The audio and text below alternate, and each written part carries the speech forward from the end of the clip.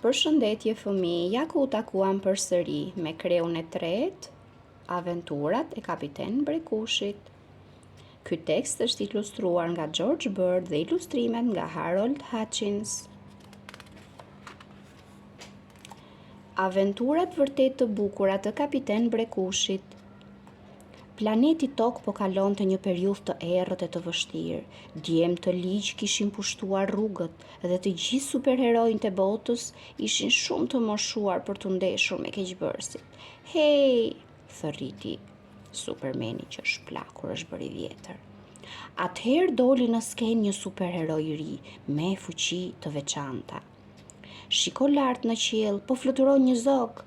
Hum, është një aeroplan. Është një sanduiç me sallatë dhe vezë. Asnjë prej tyre, unë jam Kapiten Brekushi.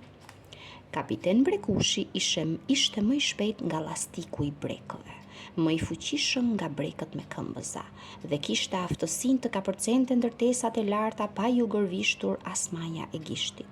Natë e ditë Kapiten Brekushi mbikëqyrte qytetin dhe luftonte për të vendosur drejtësinë e tij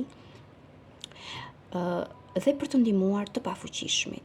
Ndërkohë, te një shkollë fillore, ishte dita e befasisë së takos kundërmuese që shërbej në mencë.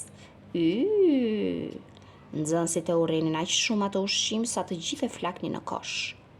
Skaloi shumë dhe ushqimi i mencës mori jetë e u bë i gjallë.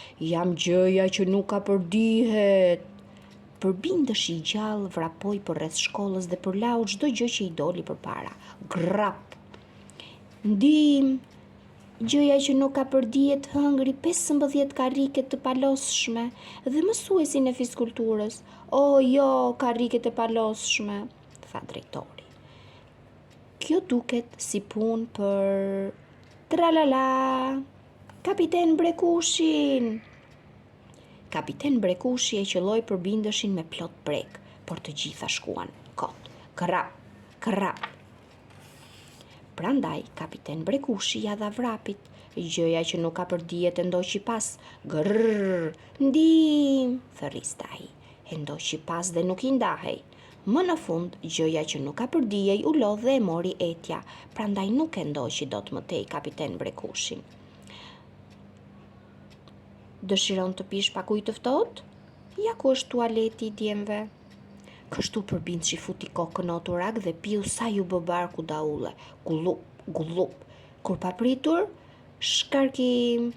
Hura për Kapiten Brekushin. Ajo gjëja që nuk ka përdihej u përpi nga oturaku dhe për të nuk u dëgjua kurrë më. Tralala. Dhe këtu përfundon kjo histori. Mos humbisni aventurën e jashtëzakonshme që vjen pas. Kapiten Brekushi dhe sulmi i tualeteve folse.